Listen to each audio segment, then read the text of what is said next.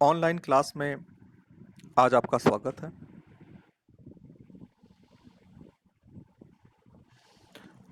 आज हम लोग जिस विषय का अध्ययन करने के लिए जा रहे हैं शोध विधि तंत्र के अंदर, वह अत्यंत महत्वपूर्ण है और आपके पाठ्यक्रम में सैंपलिंग अर्थात प्रतिचयन के नाम से द्वितीय यूनिट में दिया गया है। तो आज हम प्रतिचयन या सैंपलिंग या न्याय दर्शन का प्रारंभिक परिचय प्राप्त करेंगे।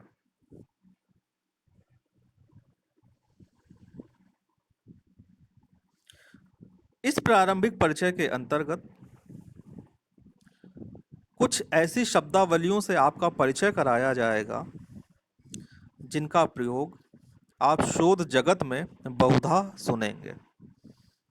विशेषतः जब जब प्रतिचयन का जिक्र होगा तब तब ये शब्दावली आपके सामने आएंगी।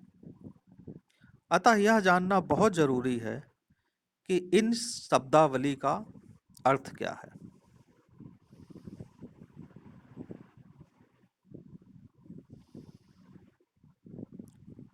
विषय को समझाने के दृष्टिकोण से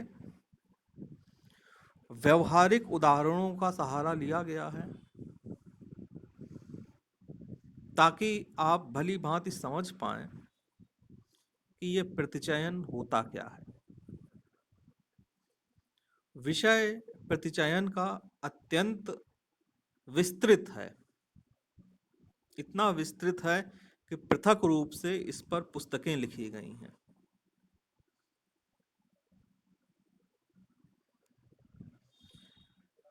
प्रतिदर्श, प्रतिचयन, न्यादर्श, न्यादर्शन, ये दो शब्द हैं, जैसे कि सैंपल और सैंपलिंग।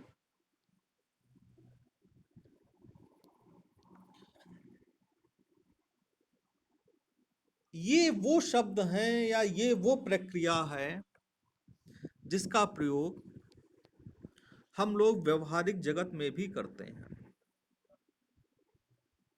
जाने अनजाने। लेकिन उस समय हम अपनी इस प्रक्रिया को कोई नाम नहीं देते।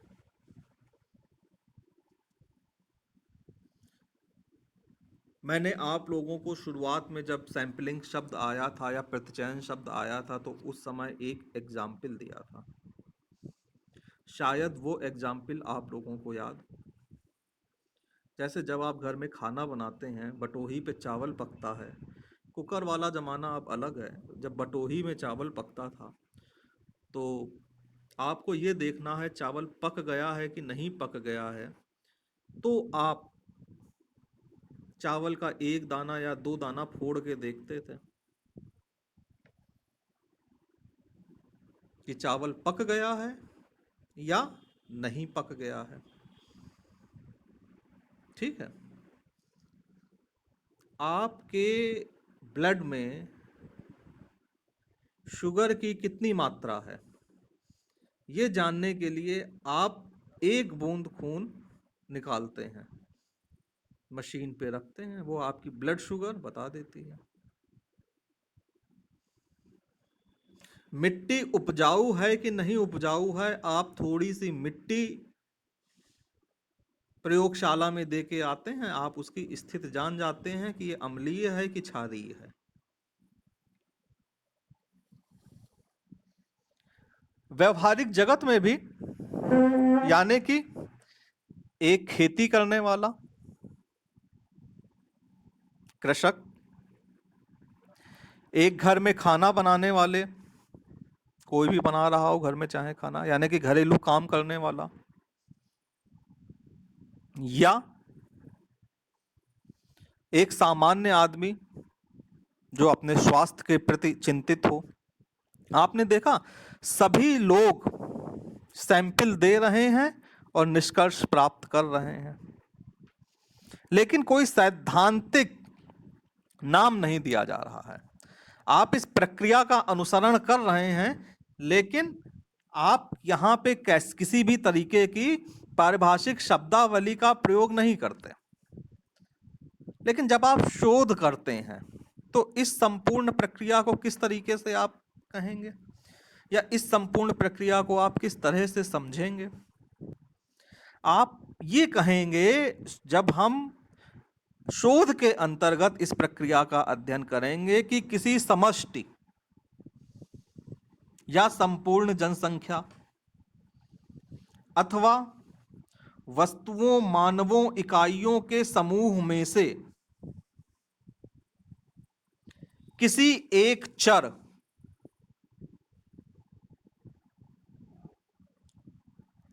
का विशिष्ट मान ज्ञात करने हेतु समष्टि में से चुनी गई कुछ इकाइयों को प्रतिदर्श या सैंपल कहते हैं, और इस संपूर्ण प्रक्रिया को सैंपलिंग या प्रतिचयन कहते हैं। कॉम्प्लिकेटेड हो गया है ना, घूम गया पूरा सर कि ये क्या हो गया एकदम से। ये कौन कौन से शब्द आ गए, कौन कौन से भाई शब्द आ गए? एक शब्द आ गया समष्टि या कुल जनसंख्या, एक शब्द और आपके पीछे पड़ा हुआ है, ये चर क्या है, एक शब्द आ गया इकाई, और फिर आ गया प्रतिदर्श और प्रतिचयन, या न्यादर्श और न्यादर्शन। जब हम प्रतिदर्श कहते हैं उसका मतलब न्यादर्श से ही होता है, और जब हम न्यादर्शन कहते हैं तो उसका मतलब प्रतिचयन से ही होता है। आपको इसमें से जो अच्छा लगता हो, जो सहज हो, जो सरल हो, उसका इस्तेमाल कर लीजिए, लेकिन जब हम प्रयोग करें तो समझ जाइएगा कि दोनों एक ही हैं। तो हमने आपको बताया, क्या बताया? किसी समष्टि अथवा संपूर्ण जनसंख्या। ये जनसंख्या क्या है? ये जनसंख्या वस्तुओं, मानवों और इकाइयों का एक समूह है। ये जो आप समझ रहे होंगे जनसंख्या, वो जनसंख्या नहीं है। यहां पे जनसंख्या का जो अभिप्राय है वो समूह से है। किस चीज के समूह से है? वस्तुओं के समूह से है, मानवों के समूह से है, इकाइयों के समूह से है। अर्थात ऐसी इकाइयों के समूह से है जिसमें से आपको कुछ इकाइयों का चयन करना है। जैसे बटोही के कुल चावल समष्टि हुए, कुल जनसंख्या हुए। आपने एक चावल निकाल करके, या दो चावल निकाल के, या 5 चावल निकाल के, या एक चम्मच चावल निकाल के ये बताया कि चावल पक गए हैं या कच्चे हैं। तो ये जो निकाले गए चावल हैं बटोही से, ये क्या है? इकाई है। समझ में आ रहा है? जनसंख्या क्या हुई? संपूर्ण जनसंख्या या समष्टि से अभिप्राय चयनित इकाइयों के समूह से है।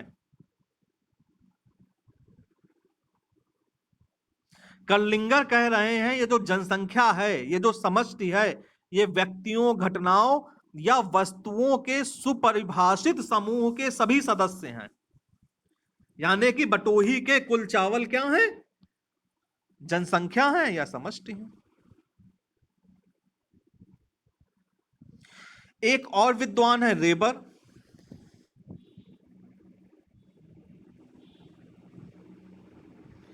रेबर ये कहते हैं कि जनसंख्या का तात्पर्य उन परिस्थितियों की संपूर्ण संख्या से है जिनके संबंध में कोई कथन बनाया जा सकता है। अभी पहले हम लोग कर्लिंगर की ही परिभाषा पे रहते हैं। कर्लिंगर क्या कह रहे हैं? जनसंख्या तथा समष्टि व्यक्तियों, घटनाओं या वस्तुओं के सुपरिभाषित समूह के सभी सदस्य हैं। अब ये जो जनसंख्या है, ये कई प्रकार की जनसंख्या है। इसके भी विभिन्न भेद आप सुनेंगे। आप सुनेंगे कि समजातीय जनसंख्या है, विषम जातीय जनसंख्या है, वास्तविक जनसंख्या है और काल्पनिक जनसंख्या है। समजातीय जनसंख्या क्या है? समजातीय जनसंख्या वो जनसंख्या है जिसकी सभी इकाइयों में एक समान प्रकार की विशेषता और समान प्रकार का गुण पाया जा रहा हो।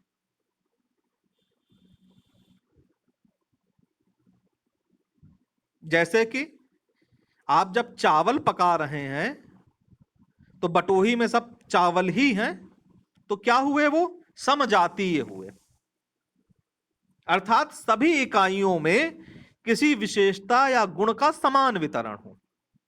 विषम जातीय जनसंख्या क्या हुई?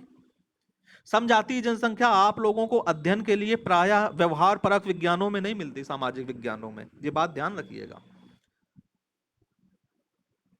ऐसी जनसंख्या मिलना जिसमें किसी विशेषता या गुण समान वितरण पाया जाए बहुत मुश्किल काम है।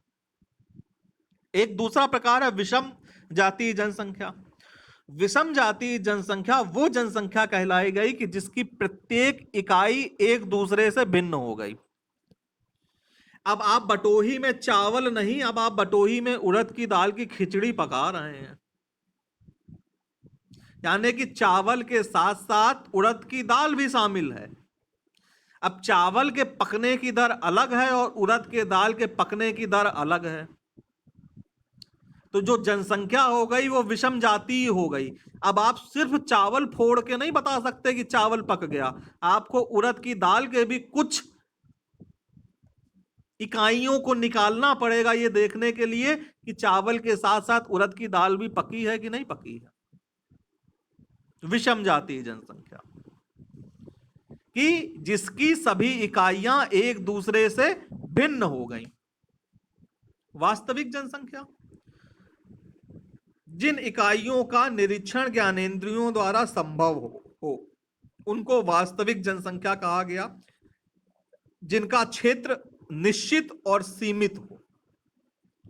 फिर काल्पनिक जनसंख्या, काल्पनिक जनसंख्या अवास्तविक जनसंख्या हुई।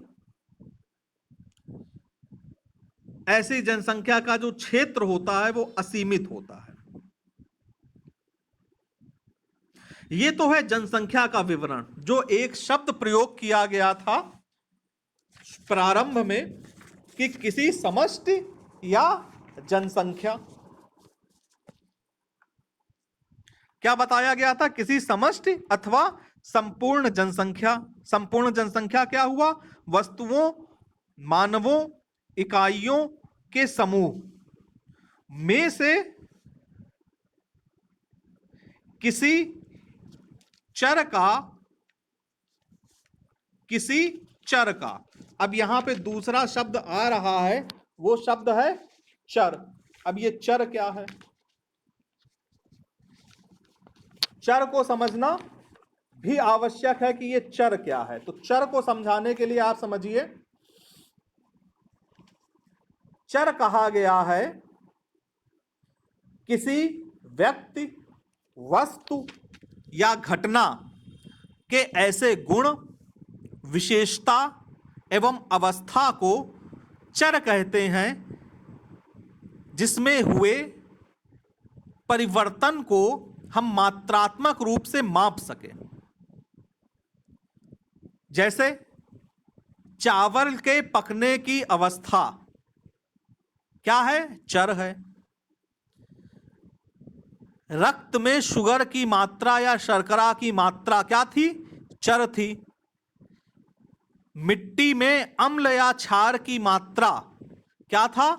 चर था। तो चर क्या हुआ? वो घटना हुई, वो अवस्था हुई जिसके भिन्न भिन्न मूल्य होते हैं।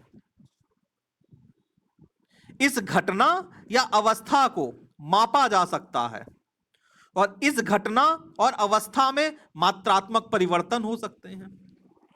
तो हमने समष्टि में से, समष्टि को समझिए, चावल की बटोही में कुल चावल, समष्टि में से चर को, किसी चर को, यानी कि चावल पक गया कि नहीं पक गया, ये जानने के लिए कुछ इकाइयों का चयन किया, कुछ इकाइयों का चयन किया। ठीक है, तो इस इकाइयों के चयन करने की ये जो संपूर्ण प्रक्रिया है, ये प्रक्रिया कहलाई प्रतिचयन। ठीक, और ये जो चुनी हुई इकाइयां हैं, जिन इकाइयों का हमने चयन किया है, वो कहलाए प्रतिदर्श। जैसे कि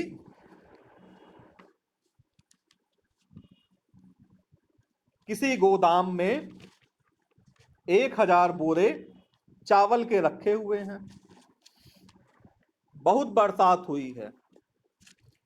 उस बरसात के बाद में आपको यह पता लगाना है कि इस बरसात की वजह से ये 1000 बोरे खराब हुए हैं या नहीं हुए हैं, इनके चावल खराब हुए हैं या नहीं हुए हैं। क्या आप 1000 में से 1000 बोरों को खोल खोल के देखेंगे? नहीं।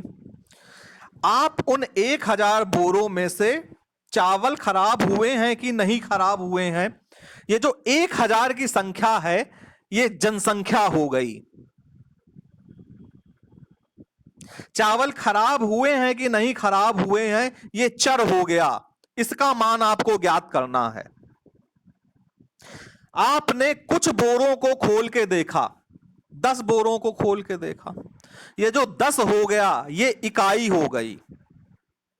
10 इकाइयों का चयन किया आपने।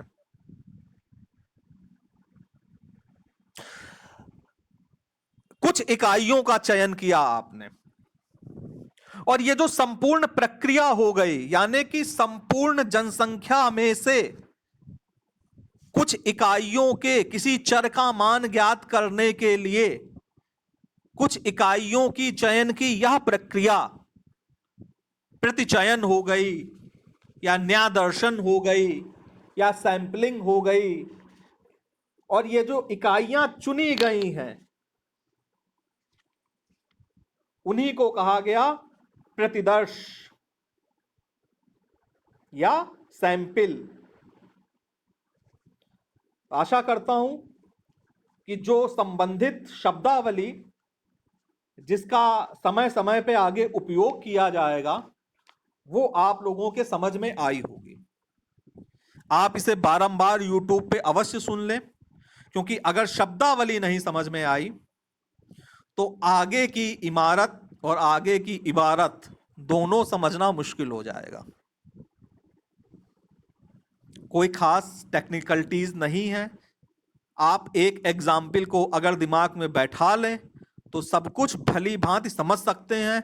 और वो एग्जाम्पल भी मैंने इतना सरल आप लोगों के सामने इस्टेब्लिश किया है कि प्रायः सभी का उससे दो चार होता है।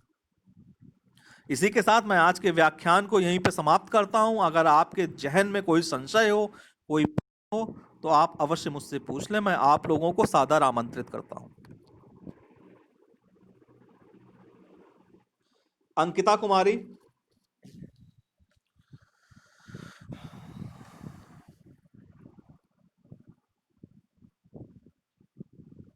विनीता शर्मा,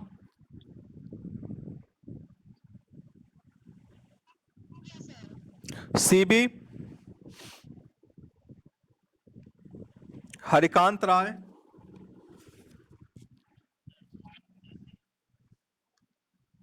जी,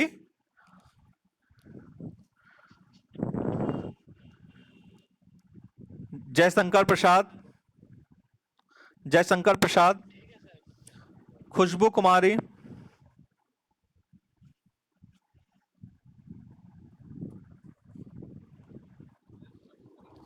कृष्ण कुमार राय,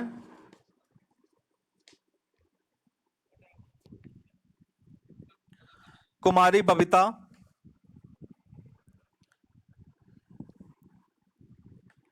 मधु पांडे,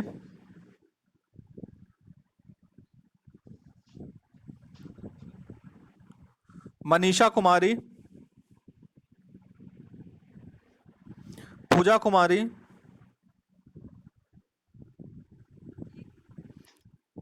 पूजा पांडे,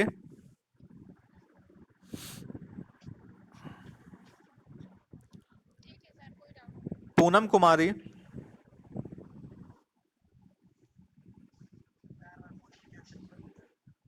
रामानुज,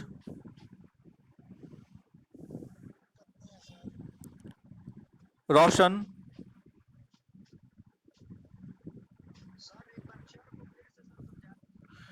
देखिए, जो चर है वो किसी भी वस्तु की अवस्था को कहा गया है, ठीक है ना, जिसके मान में परिवर्तन हो सकता है, उसको चर कहा गया है।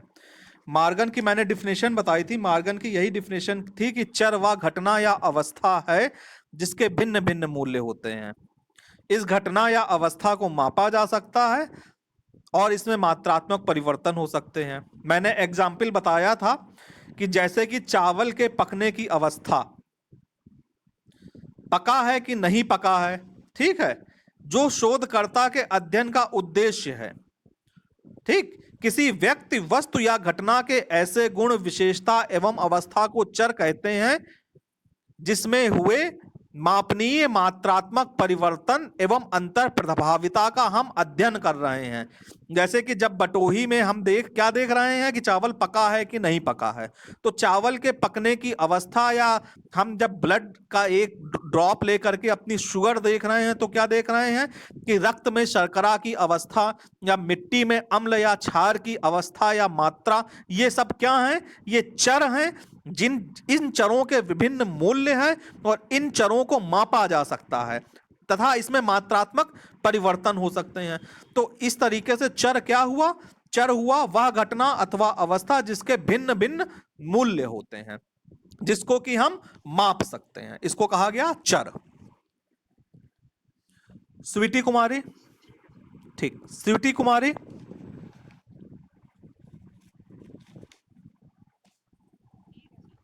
ठीक है, आज के इस व्याख्यान को हम यहीं पे समाप्त करते हैं। अगले दिन हम पुनः इसी क्रम में आगे बढ़ेंगे। तब तक के लिए धन्यवाद।